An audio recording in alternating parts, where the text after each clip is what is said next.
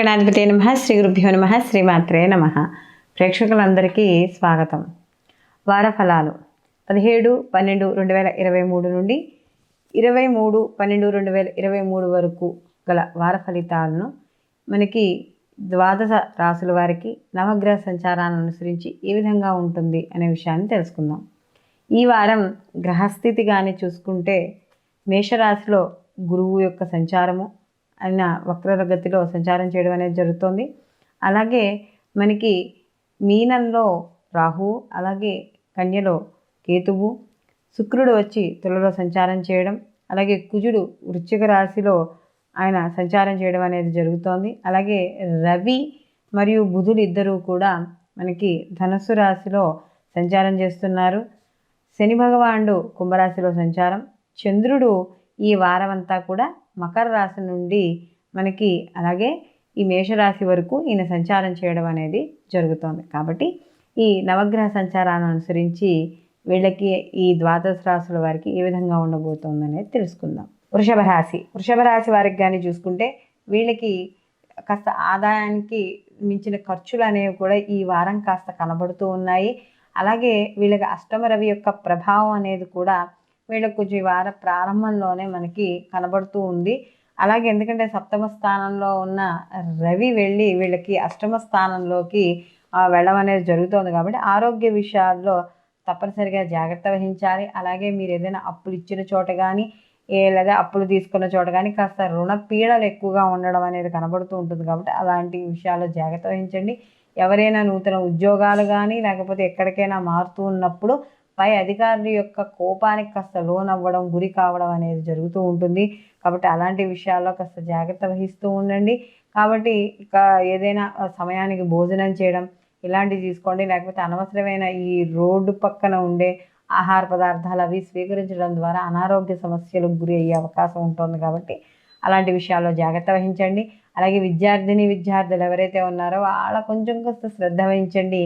ఎందుకంటే కాస్త శ్రద్ధ అనేది కొద్దిగా తక్కువ అవుతుంది, కాస్త దాని ద్వారా ఉత్తీర్ణత అనేది కూడా తగ్గుతుంది. కాబట్టి కాస్త అలాంటి విషయాల్లో చేయండి. అలాగే ఎవరైనా ఏదైనా ఇంటర్వ్యూలకు కానీ వాటి కోసం వెళ్తున్నప్పుడు కొంచెం సమయస్ఫూర్తిని ఉపయోగించి సమాధానాలు చెప్పండి. అంతేగాని నిరుత్సాహానికి లోను అనేది అవ్వవద్దు. సంతాన విషయాల్లో, ఆరోగ్య విషయాల్లో వాళ్ళలో కాస్త జాగ్రత్త వహించండి.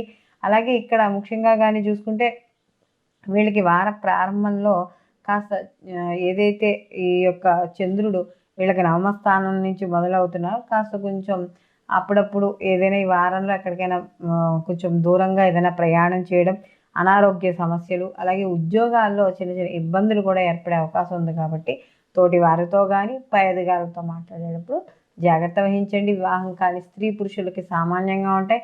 కాస్త ఫలితాలు అనేవి ఆలస్యంగా వస్తాయి.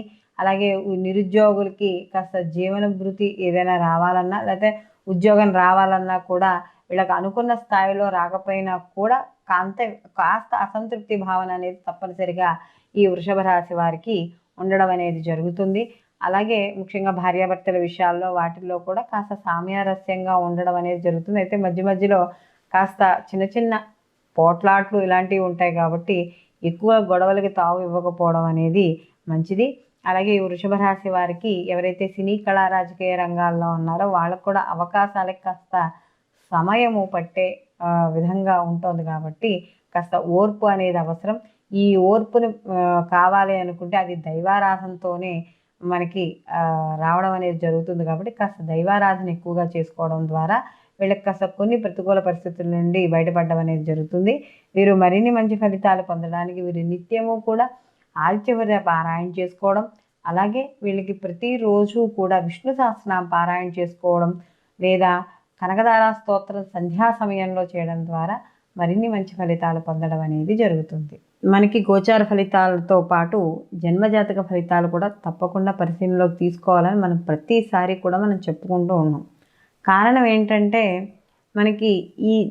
మనకి ఈ గోచార ఫలితాల్లో ఏవైనా చిన్న చిన్న దోషాలు ఉన్నా లేకపోతే మనకి ఫలితాలు సరిగ్గా రాకపోయినా కూడా మనకి జన్మజాతక ఫలితాల్లో గ్రహాలు బలంగా ఉండి లేదా జరుగుతున్న మహర్దశలు బలంగా ఉండి మనకి జరుగుతున్న అంతర్దశలు బలంగా ఉండి ఇవన్నీ లేదా గ్రహాల యొక్క వీక్షణ ఏమైనా ఉన్నా లేదా ఆ సమయంలో మనకి ఏమైనా జాతకంలో ఏమైనా యోగకారకమైన దశలు జరుగుతున్నా, లేకపోతే మనకేమైనా ఒక యోగం ఏదైనా జరుగుతున్నా, అంటే ఇప్పుడు మనం గజకేసరి యోగాలని ఇలా చెప్పుకుంటూ ఉంటాం కదా, అలాంటి యోగాలు ఏమైనా జరుగుతూ ఉన్నా, ఇలాంటివి జరుగుతున్నప్పుడు ఏవైనా గోచారంలో వ్యతిరేక ఫలితాలు ఉన్నా కూడా అవి పెద్దగా జాతకస్తుడిని ఇబ్బంది పెట్టవు. అలాగే ఒకవేళ జన్మజాతక రీత్యా ఏవైనా కాస్త ఇబ్బందులు ఉండి గోచార ఫలితాలు బాగున్నా కాస్త కొంచెం ఇబ్బంది పడే అవకాశాలు ఉన్నాయి. కాబట్టి ఎప్పుడు గోచార ఫలితాలతో పాటుగా జన్మ జాతకం కూడా తప్పనిసరిగా పరిశీలనలోకి తీసుకుంటూ ఉండాలి. సర్వేజన సుఖినో భవంతు. లోకా సంస్థ సుఖినో భవంతు.